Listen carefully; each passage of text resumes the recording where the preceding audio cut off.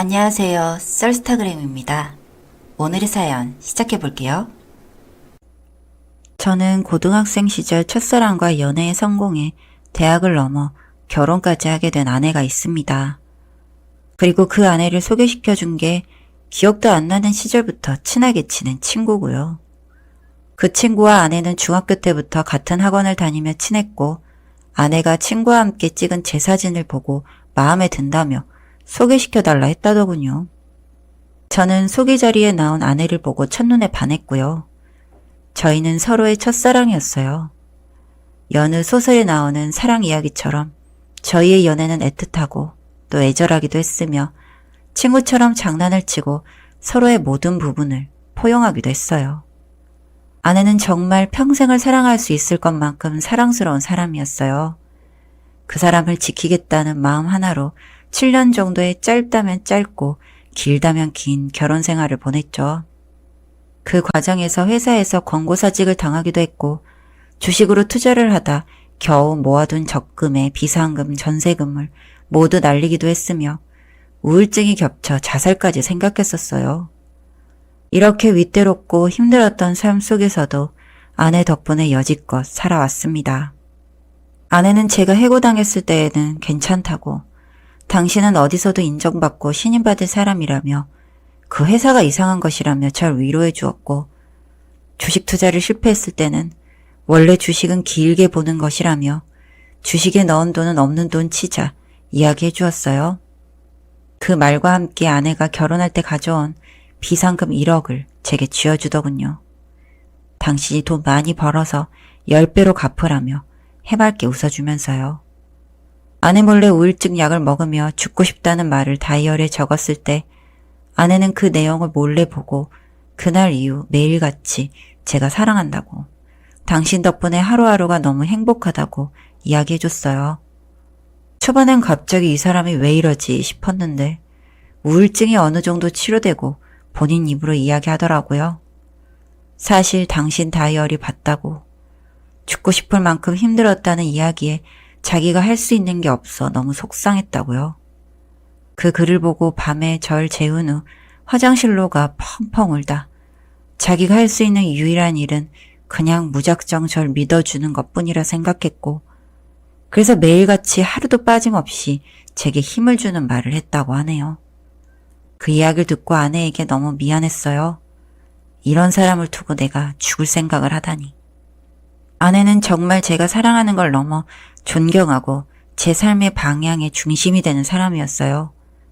결혼 6년 만에 기다리던 아이가 찾아왔을 때 저는 정말 목을 놓아 울며 아내에게 고맙다고 막노동이라도 해서 당신과 사랑하는 내 아이 지키겠다고 이야기했어요.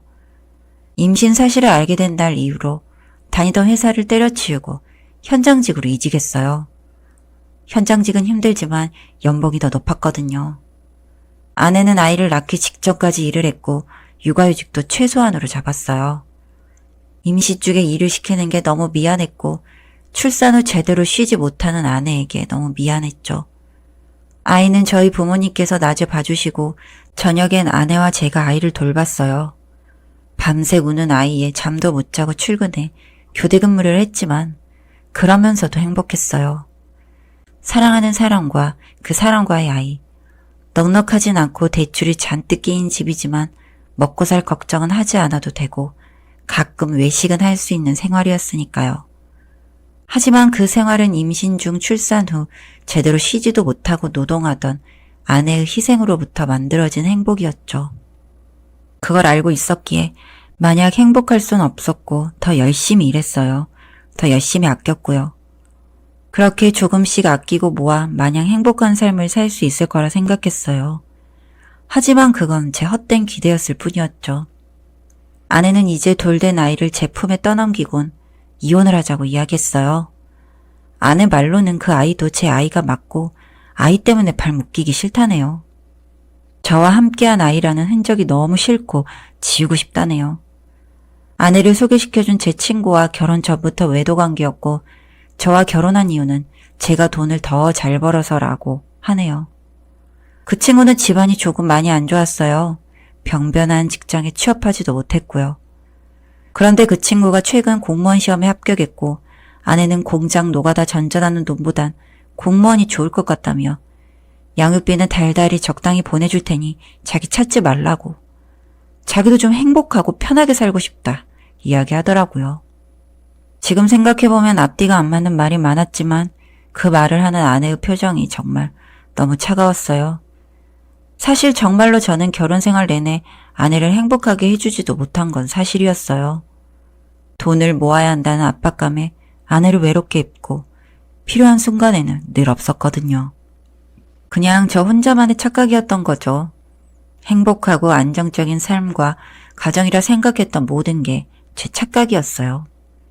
정말 사랑하는 사람이 사랑받고 행복하고 싶다는 말을 하며 절 떠나겠다고 말하는데 제가 무엇을 할 수 있을까요? 저는 고개를 푹 숙이고 알겠다고 이야기했어요. 함께 살던 집은 처분하니 겨우 대출금을 갚을 돈이 나왔고 모든 빚을 지우고 합의 이혼을 했습니다. 제 부족함으로 나온 결과이니 그저 수긍할 수밖에요. 저는 본가로 들어가 교대 근무를 이어가며 아이를 키웠어요. 부모님은 전 아내를 두고 지 자식을 어찌 버리냐고 욕했지만 전 할 말이 없었어요. 저와의 결혼 생활은 그녀에게 지옥이었을 수도 있다 생각했거든요. 하지만 아내가 없는 제 삶이 그저 지옥이었어요. 이혼 후 친구와 아내는 저와 관련된 모든 연락과 인연을 끊고 잠적했고 아내의 흔적이라면 매달 80만 원씩 입금되는 양육비가 끝이었죠.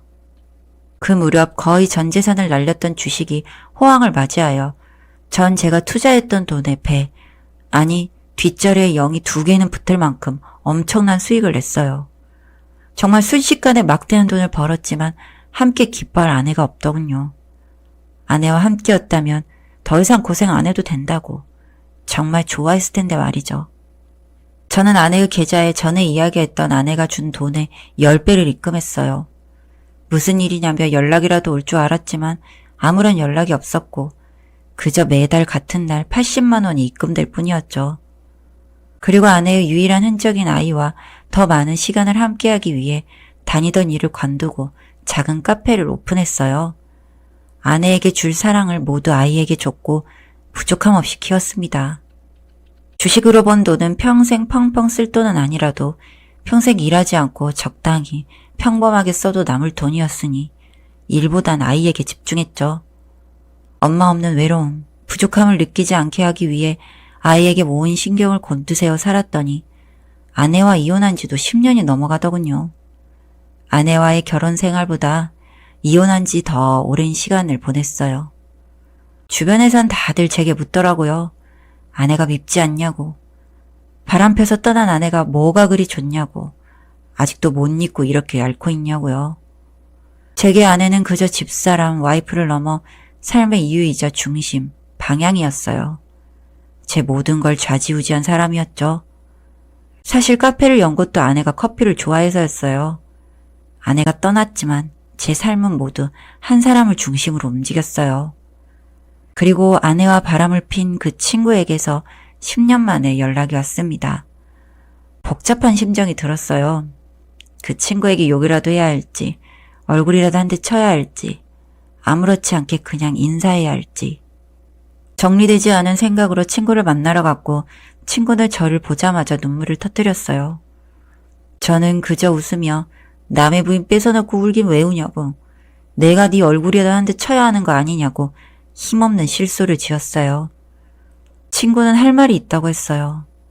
아내는 절대 이야기하지 말라고 했지만 10년이면 저도 많이 정리됐을 거라 생각하고 찾아왔다는데 네, 저는 아무런 정리도 하지 못했죠.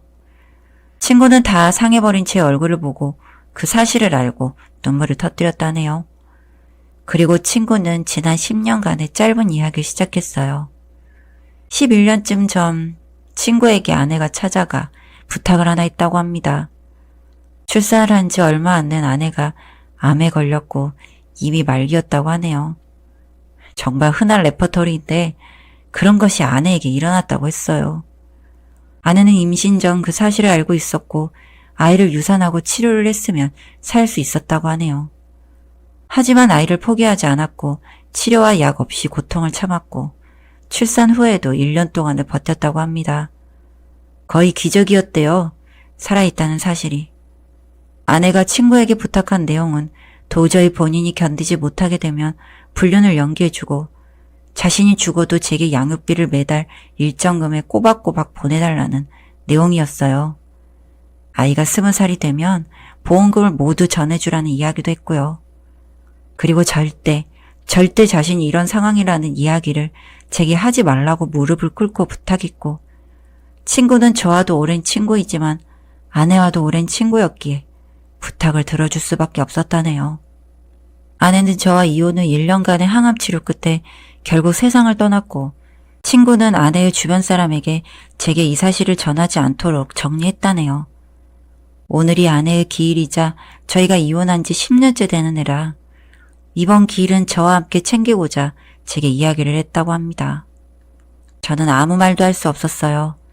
아내의 마지막 순간에 함께하지 못했고 저와의 아이 때문에 치료를 시도하지도 못하고 세상을 떠난 아내에게 너무 미안했어요.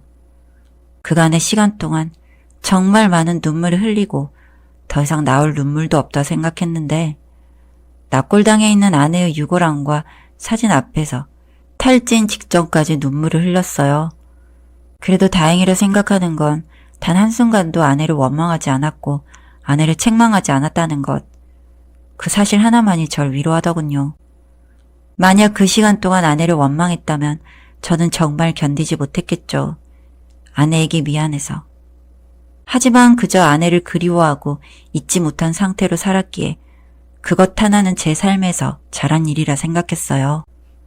아내의 죽음과 진실을 알게 되고 저는 크게 달라진 것 없이 살고 있습니다. 아이에게 온 정성을 다하고 평소처럼 카페를 열고 그렇게요.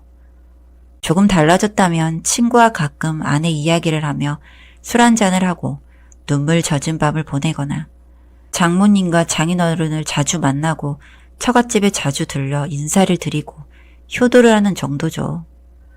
아내가 선물한 아이와 함께 최선을 다해 살아가다 때가 되면 저를 기다리고 있을 아내에게 아이 이야기와 장모님, 장인어른께 대신 효도를 했다는 그런 이야기를 들려줄 마음으로 열심히 살고 있어요.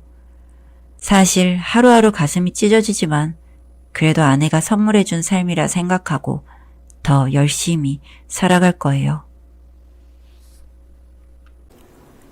여기까지 썰스타그램이었습니다. 구독과 좋아요 부탁드릴게요.